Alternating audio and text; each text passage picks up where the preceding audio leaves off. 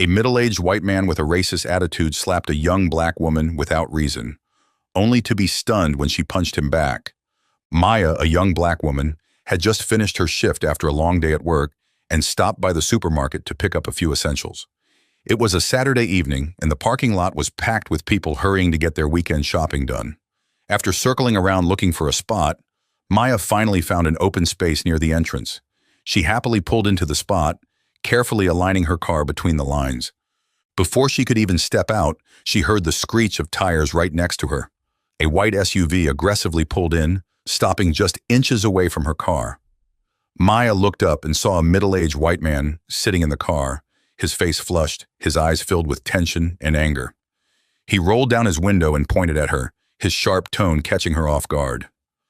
"That spot was mine!" he yelled, his voice full of frustration and resentment. Maya was slightly taken aback by the stranger's abrupt rudeness. She tried to remain calm and responded politely, her voice steady but firm. "Sorry, but I didn't see anyone waiting here," Maya explained, trying to clarify. The man didn't ease up. Instead, he opened his car door and walked right up to Maya's car, blocking her way out. His eyes were piercing, filled with contempt and anger, as if her very presence was an insult. "Don't make excuses," he sneered, his face twisted in disdain. "You people are always like this, pretending not to see anything and doing whatever you want. No respect for others." Maya could hear the cold, unfamiliar tone in his voice, a hint of racism that she had faced before, but had never stopped hurting. She tried to keep her discomfort in check, took a deep breath, and thought she might be able to calm his anger and go about her day. "I'm truly sorry if you were waiting, but I didn't see anyone here," Maya said, trying to keep her voice calm, hoping he would listen. But her words had no effect. The man continued to glare, arms crossed over his chest, looking at her with a mocking gaze. "Of course you didn't see. You people never pay attention to anyone else, do you?" He sneered, his words laced with prejudice and disdain. At that moment, Maya realized that to this man, the issue was no longer just about a parking spot. He stood close, his aggressive, domineering stare making her feel cornered. She could feel his angry breath on her face, his cold, contemptuous eyes drilling into her, as if she were an intruder, someone unworthy of being there. Maya tried to stay calm, even as her heart began to beat faster. She had often encountered situations where strangers treated her as though she didn't belong in places they considered theirs. She knew what would happen if she let her anger take over, so she restrained herself, breathing deeply to maintain control. "Come on, I don't want any trouble. We're just talking about a parking space here," Maya said, keeping her voice steady even though she felt shaken inside. But the man only grew angrier, as if each of her calm words made him even more furious. He stepped closer, eyes full of challenge and contempt, finger jabbing toward her chest as if trying to intimidate her. Without a hint of restraint, he shouted, "Who do you think you are to speak to me like that?" His voice was full of menace. "I'm sick and tired of your kind's arrogance. You people think you can do whatever you want without caring about anyone else." His words hit Maya like a blow to her self-esteem. The contempt in his words was not just directed at her, but also at her entire community. "You people." Those two words carried a racist tone that made Maya feel marginalized, disrespected because of her skin color. Maya wanted to move away from him, but he blocked her car door, forcing her to face him. The people around them began to notice the argument, a few standing by to watch, but none stepping forward to help. Maya looked around, feeling trapped under the gazes of the crowd and the intimidation of the man before her. She kept her voice composed, though turmoil brewed inside. "I'm really sorry if you've been waiting, but I didn't see any car waiting here," Maya said, hoping that another explanation might diffuse the tension. But her words didn't calm him down. Instead, he grew even more furious. His angry eyes burned with rage, and he spat out each word with a tone of sarcasm and hatred. "Of course you didn't see. You people never pay attention to others, do you?" At that moment, Maya realized that trying to explain was pointless. This man wasn't looking for an apology or an explanation. He just wanted to assert his power and make her feel small. Although her heart was racing in her chest, Maya told herself to stay calm and maintain the small distance left between them. She was about to turn and walk away to avoid unnecessary conflict, but just as she turned, a hard slap from the man struck her like lightning. The sudden, violent slap whipped her head to the side. Her cheeks stung, and the pain from the blow seared through her face. Dazed, she stood still for a few moments, trying to regain her balance. The man took a step back, looking at her with a smug expression, as if he had just performed an act of justice. He smirked, his eyes gleaming with open contempt. To him, she was just an inferior person who deserved a lesson. But for Maya, that slap was not only physically painful, but also deeply hurtful to her pride. She no longer felt fear. She felt nothing but insulted and angry. Without thinking further, Maya raised her hand and slapped him back. Not as hard, but enough to show him she wouldn't take it lying down. Her action was a warning, a response that made it clear she would not quietly endure this undeserved humiliation. Her slap was not meant for revenge, but was a natural reaction to having her pride trampled upon. The man was stunned, his eyes wide with surprise mixed with anger. He looked at her with horror as if he couldn't believe she had dared to fight back. The crowd began to murmur, eyes fixed on the two of them, some pulling out their phones to record the scene. He took a step back, his hand on his cheek where she had slapped him, his face paling, his voice seething with rage. "How dare you hit me? Who do you think you are?" Maya stood there, her hand clenched to keep herself calm, even though she was boiling inside. The man in front of her continued to curse, hurling harsh words at her. She could feel the malice in his eyes, the disdain in every word he said. In that moment, Maya knew she had to leave. She didn't want the confrontation to escalate, but inside, she was still reeling from the man's senseless hostility. His unprovoked attack and racist words had left Maya feeling not just like a victim of a parking dispute, but like a victim of a prejudiced and discriminatory mindset. She turned to walk away, leaving behind the man's hateful gaze. But she knew that the pain and humiliation from that slap would linger with her for a long time. Maya stepped into the supermarket, trying to keep calm and reminding herself that she was only there to pick up a few essentials and leave. She gripped her shopping basket, taking a deep breath, but the echoes of the parking lot altercation still reverberated in her mind. She picked up a few essentials, some vegetables, milk, bread, trying to push away negative thoughts, but still feeling a heavy weight inside. She could feel the eyes of the people around her, though she wasn't sure if they were actually looking at her. The man's racist words echoed in her mind, intensifying her frustration and helplessness. How could someone believe they had the right to assault and insult someone just because of their skin color? Once she had everything she needed, Maya walked out of the supermarket, her heart heavy, but telling herself that things would eventually pass. But as she approached her car, she noticed something wasn't right. Her heart sank when she saw long, deep scratches running along the side of her car, as if someone had deliberately taken a sharp object and dragged it along the shiny paint. Maya stood there, feeling a wave of anger and frustration welling up inside. She didn't need to think twice to know this was the handiwork of the man from earlier.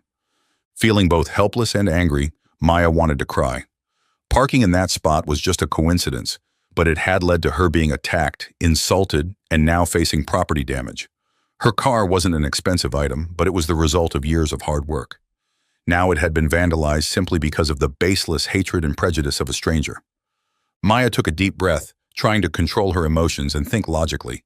She knew that calling the police might complicate things, but looking at the deep scratches on her car, she knew she couldn't just let this go. The scratches weren't just a material loss, but a symbol of the injustice and discrimination she had just endured. Determined not to let this slide, Maya took out her phone and called the police.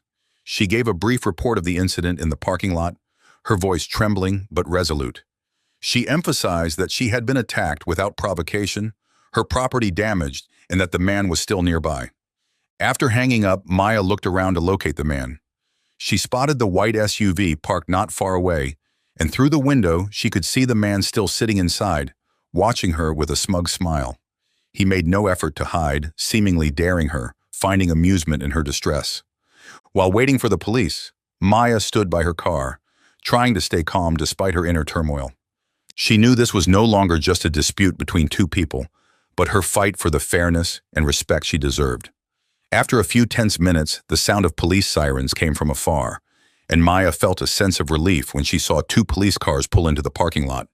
Their presence made her feel safer, as if she finally had someone to support her, someone who could help clarify this unfair situation. As the officers stepped out of their cars, Maya quickly approached them and began to recount everything. Her voice was still shaky from the emotions, but she carefully described the details from the moment the middle-aged man aggressively approached her to the moment she discovered the scratches on her car. She also pointed toward the white SUV where he still sat, seemingly indifferent to what he had caused. One officer listened to Maya intently, taking notes on every detail, while the other officer approached the man to talk to him. Maya watched their every move, feeling a mixture of hope and worry. Although she was trying to stay calm, she couldn't help but think about the possibility that he might twist the story, blaming her as he had done from the start. She knew that in situations like these, prejudice could sometimes obscure the truth. When the police officer approached the man, he immediately changed his attitude, raising his voice in complaint, pretending to be the victim who had been attacked without reason by a young woman. He repeated that Maya was the aggressor, that he had only reacted in self-defense, trying to turn the story into one where he was the one protecting himself. His blatant lies shocked and angered Maya, but she tried to stay quiet, letting the police make their own judgment.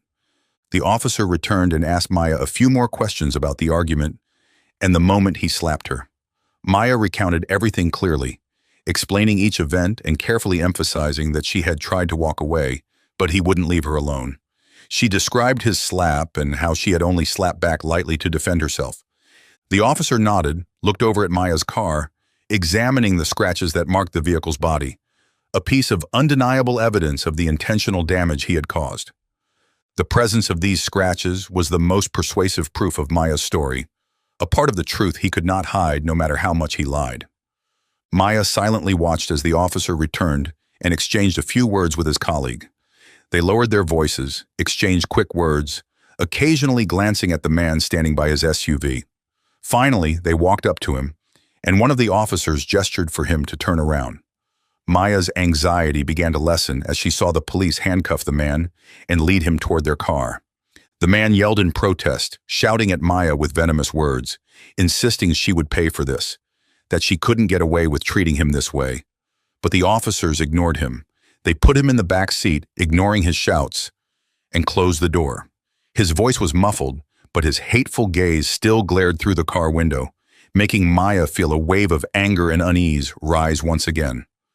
Maya stood still, feeling both relief and exhaustion. She knew this wasn't over yet. He would likely continue to place the blame, twisting the story in his favor during the investigation. But for now, she felt that justice was finally on her side. An officer approached her, his voice reassuring. "We have enough evidence to continue with the case. Would you like to file a formal complaint to set things straight?" Maya nodded firmly. "Yes, I want to follow through. He can't get away with this." She watched the police car as it drove away, taking the man out of the parking lot. Though she felt a sense of relief, a quiet pain lingered. Maya knew the road ahead would not be easy, and many challenges awaited her, but this time she would not back down. After the police car carrying the man disappeared from the parking lot, Maya was invited to the police station to officially provide information and report the incident. Sitting in a small room, she felt as though everything was engulfed in tense silence, as if her peaceful life had been disrupted by the deep-seated prejudices she had always hoped to avoid. While she tried to remind herself that she had done the right thing, Maya couldn't help but worry.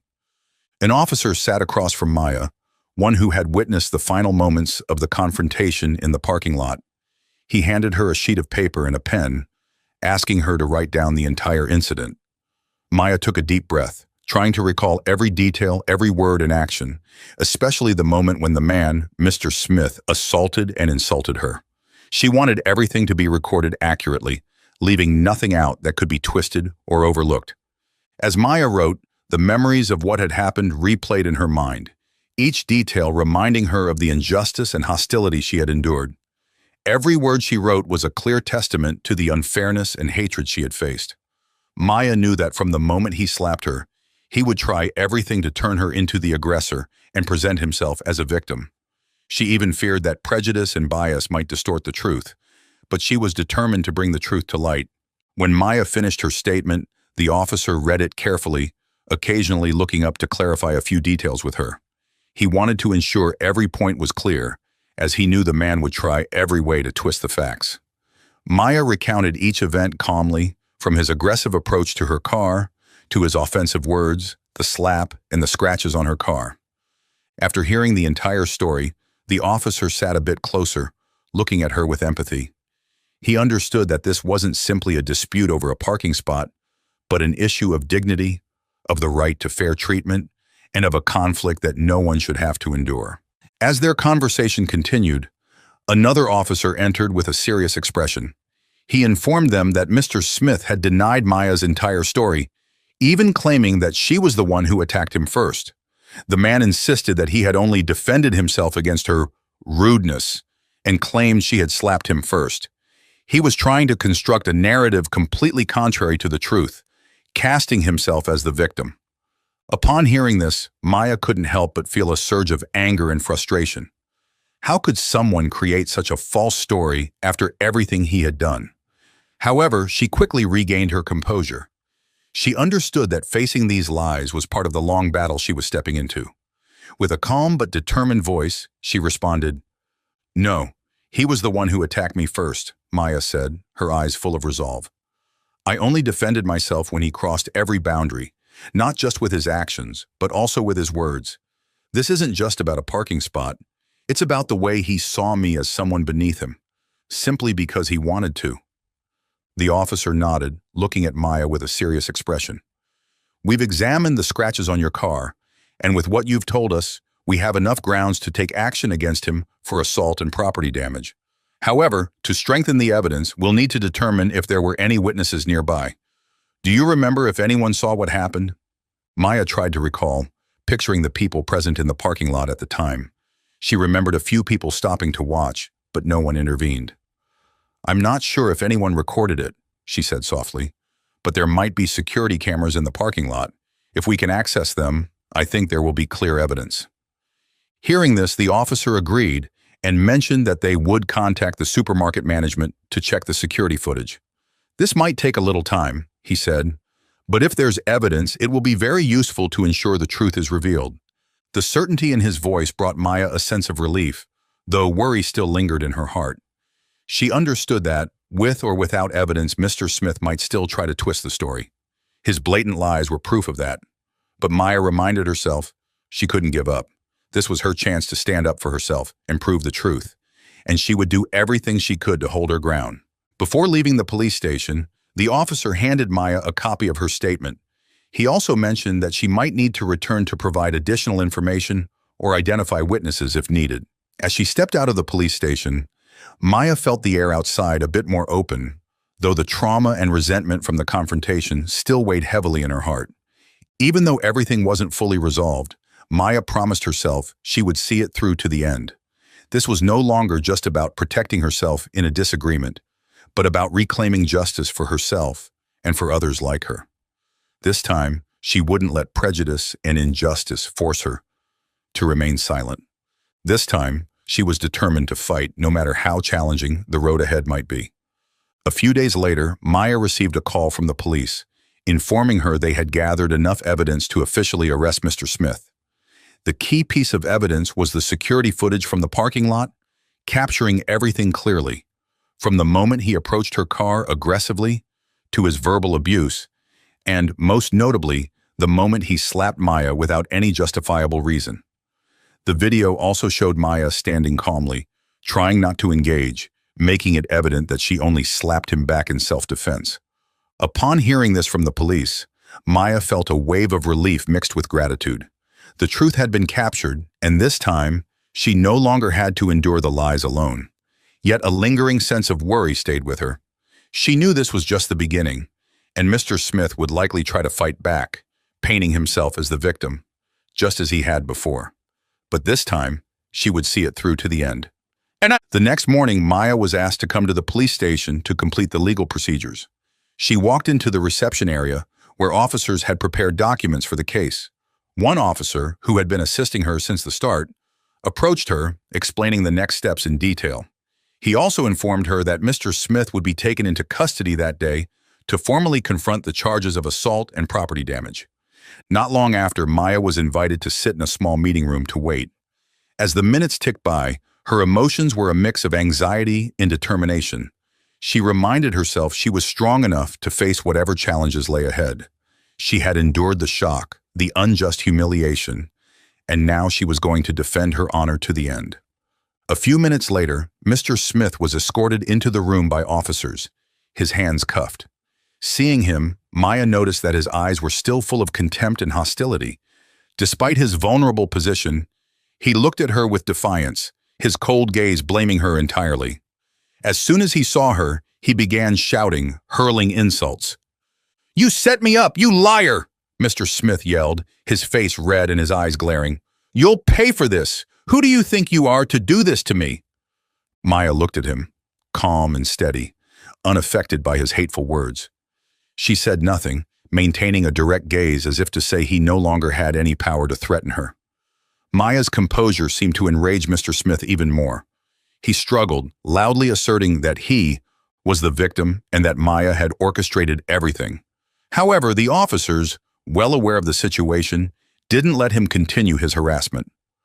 One officer, standing beside Mr. Smith, instructed him to keep quiet, emphasizing that everything had been thoroughly investigated and that he would be held accountable for his actions. Confronted with the officer's firmness, Mr. Smith had no choice but to stay silent, though his eyes still burned with resentment and a stubborn refusal to accept the reality. Maya sat watching, and for the first time, she clearly saw the helplessness in his eyes. Before, Mr. Smith had always been confident he could escape any consequences, that he had the power to manipulate and twist the truth as he pleased. But now, the truth was undeniable. Maya felt a sense of justice taking shape as she saw his arrogance and invulnerability stripped away.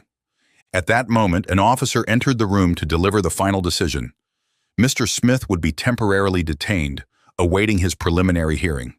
Hearing this decision, he yelled even louder, threatening to sue Maya and drag her down, ensuring she would pay. But this time, his threats were weak and held no weight. Maya remained seated, watching him as if looking at a stranger. The officers led him out, leaving Maya sitting alone with a sense of peace and resolve. An officer approached her, handing her a business card and advising her to reach out any time if she needed further assistance during the legal process. He also encouraged her to take the case to court to ensure justice was served. "We will do everything we can to protect you and the truth," the officer said calmly, his eyes reflecting deep empathy. "Thank you," Maya replied firmly. "I'll see this case through to the end." As she stepped out of the police station, Maya felt the outdoor air refreshing, as though she had just weathered a great storm. She felt a lightness within her, as if she had set down a burden she had carried for so long. Yet her mind still dwelled on the challenges ahead. Maya knew that this journey wasn't entirely over. There would be further steps, legal procedures, and confrontations with Mr. Smith at trial. She also understood that Mr. Smith, with his hostility and arrogance, wouldn't back down easily. He would likely continue to resist, perhaps hire a lawyer to defend himself, or find any way to escape punishment. But for Maya this time, she had made a clear decision. She wouldn't let anyone intimidate her or force her into silence. This was no longer just a personal dispute, but a stand for self-respect, for the right to live equally and justly. Looking ahead, Maya knew there were still many challenges waiting. But with her faith in justice and the power of truth, she walked forward with confidence and determination, ready for whatever lay ahead. Several weeks later, Maya received a notice about Mr. Smith's trial. Her determination to pursue the case stemmed not only from a desire to protect her own dignity, but also from a drive to fight for justice, so that people like Mr. Smith would understand that prejudice and hatred cannot go unpunished. During the wait, Maya frequently met with attorneys and prepared her testimony. The video recording of the confrontation in the parking lot and the evidence of her car's damage gave her motivation, as she knew these would be undeniable pieces of evidence. Yet anxiety continued to linger. She wondered if justice would truly side with her. Maya knew that racial discrimination cases were not always easy, and that the truth did not always prevail. But this time, she would not back down. On the day of the first trial, Maya entered the courtroom with a tension that was hard to describe. The courtroom was silent, the air thick with anticipation as everyone watched every move closely. Mr. Smith sat on the opposite side, his face cold, his eyes full of defiance. Beside him was his defense attorney, a middle-aged man with a calm and sharp demeanor. Maya could clearly see the thorough preparation of the opposing side, but she also felt the reassurance her lawyer gave her through a steady, determined gaze. The trial began with the opening statement from the prosecution. Maya's lawyer, a sharp young woman named Ava Hayes, presented the case succinctly and in detail. She summarized Mr. Smith's actions from his attack on Maya, his racial slurs, to his destruction of her property. In a confident voice and with a firm attitude, Ava pointed out that Mr. Smith's actions were neither random nor a misunderstanding, but a series of hostile, clearly motivated acts. Your Honor, my client, Ms. Maya, simply parked in an empty spot, but that simple action led to a series of insults, threats, and violence from the defendant, Ava said with calm but strong determination. This case is not just about a parking spot. It's a clear example of racial discrimination and the abuse of power by an individual attempting to demean and intimidate someone simply because of the color of their skin. Mr. Smith sat across the room, keeping a stoic face, though his eyes showed resentment. When it was the defense's turn to speak, Mr. Smith's lawyer attempted to paint a different picture. He described Mr. Smith as a man having a bad day, a husband and father under a lot of stress, arguing that the incident was simply an impulsive reaction. The defense attorney even appealed to the jury's compassion for the defendant, asking them to consider his circumstances. Maya felt her heart tighten. She listened as the opposing attorney depicted Mr. Smith as a sympathetic figure, though she knew well his hostile and arrogant nature. This only strengthened Maya's resolve, as she knew she needed to stand up not just for herself, but to show others that abuse and discrimination would not be tolerated. The trial continued with the presentation of evidence. The surveillance footage from the parking lot played in court, showing Mr. Smith approaching and slapping Maya without warning, then vandalizing her car. The video left the courtroom in silence. Even some jury members showed clear discomfort at Mr. Smith's aggressive behavior and unreasonable attitude. When it was Maya's turn to speak, she stepped up with calmness and courage. She recounted the entire incident, from parking her car, being insulted, attacked, and finally witnessing her car being damaged. Her voice trembled slightly, but was steady. Maya emphasized that she only retaliated after being attacked, that Mr. Smith's actions were not a random burst of anger, but a display of contempt and deep-seated racism.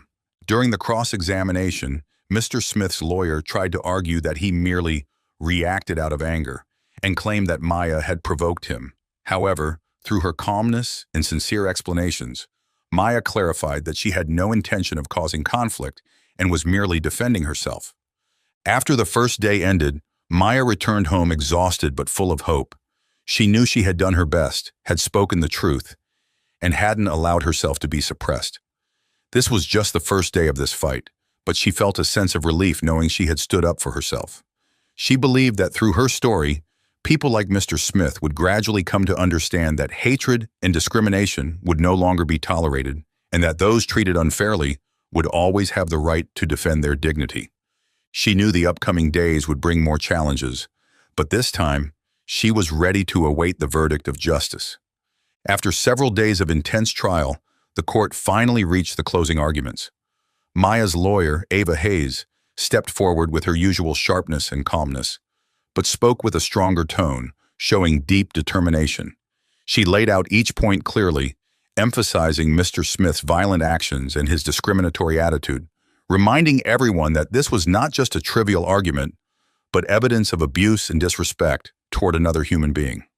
We are discussing an act that is simply unacceptable, fueled by hatred and arrogance, Ava told the jury. Mr. Smith not only attacked my client physically, but also her dignity, her right to live equally. This is something we cannot allow in a fair and equal society.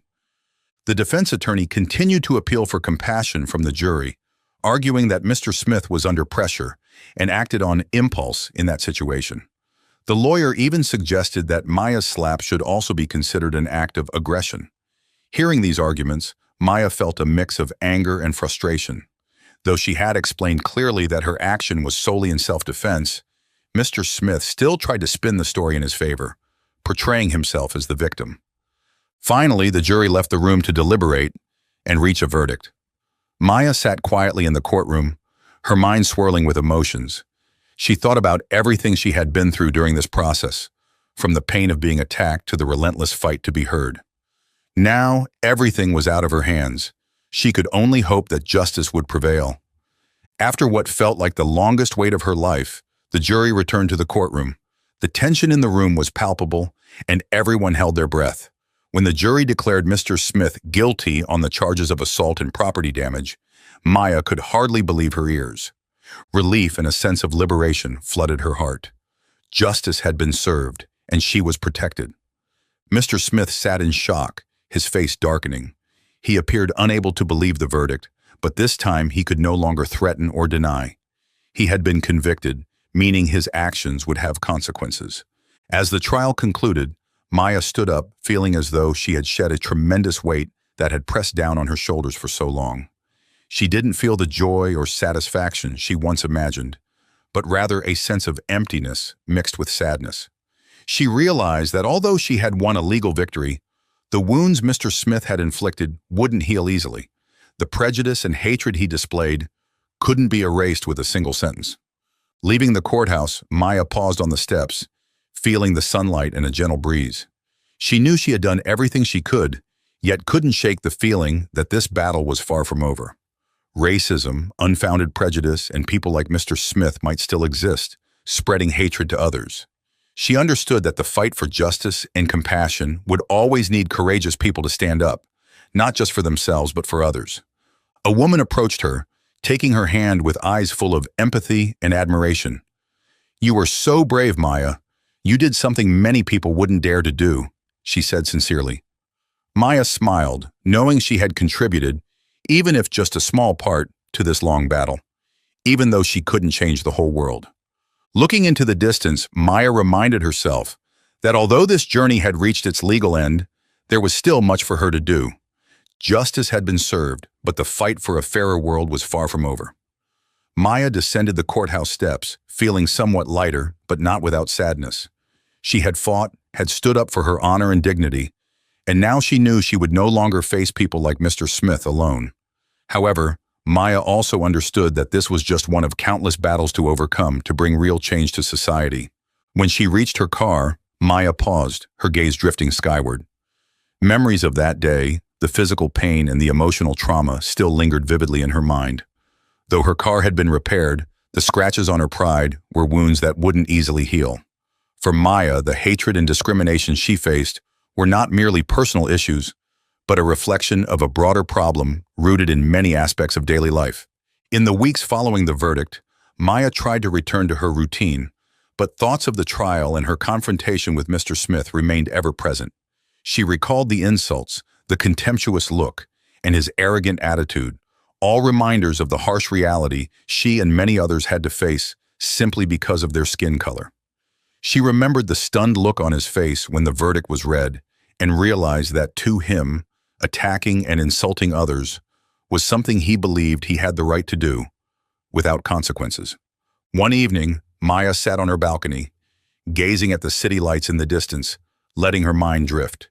She understood that while Mr. Smith's sentence was a start to justice, it couldn't erase the prejudice he and others like him harbored. His hateful actions weren't just the story of an individual, but reflected a part of society, a part she knew she had to learn to confront.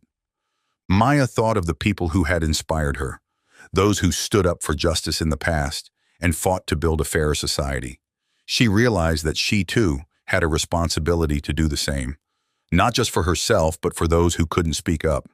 She felt a call to be a voice for change, to help build a community where everyone is treated with respect, regardless of race or bias.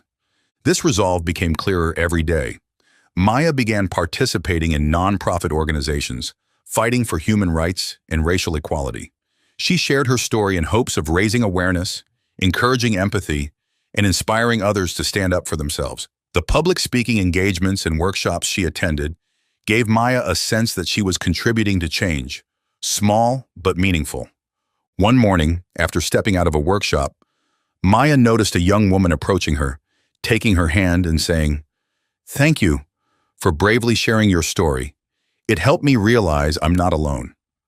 The woman's words were a tremendous encouragement, reminding Maya that what she was doing made an impact, giving her the motivation to continue her journey. As she got into her car and saw her reflection in the rearview mirror, Maya smiled. The woman in the mirror was no longer someone who felt weak or helpless in the face of discrimination and hatred. She was someone strong who had fought to regain her dignity for herself and others like her. The scars remained, but now they were the fuel for her continued fight to build a fairer world. Maya started her car, leaving the parking lot and blending into the bustling traffic. She knew that there were still battles ahead, but now she was ready to face them all, with determination and faith in her own worth. And so, this is the story of Maya, a journey filled with hardship, but also with the courage and determination to fight for justice and self-respect. Maya's story is a powerful reminder that even when faced with hatred, prejudice, or injustice, each of us has the right and the strength to stand up for ourselves. No one has the right to demean you simply because you are different, and sometimes one person's brave actions can inspire many others to speak up for themselves. Through this story, we hope that you will find the motivation to always persist and remain strong in any situation, knowing that justice, though it may be delayed, will always prevail if we are patient and determined. Let's build a fair and compassionate world together, where everyone is treated with respect. If you found this story meaningful and want to continue receiving similar content, please hit subscribe to follow the channel, and don't forget to ring the bell to never miss any of our future videos. Thank you for watching and supporting us.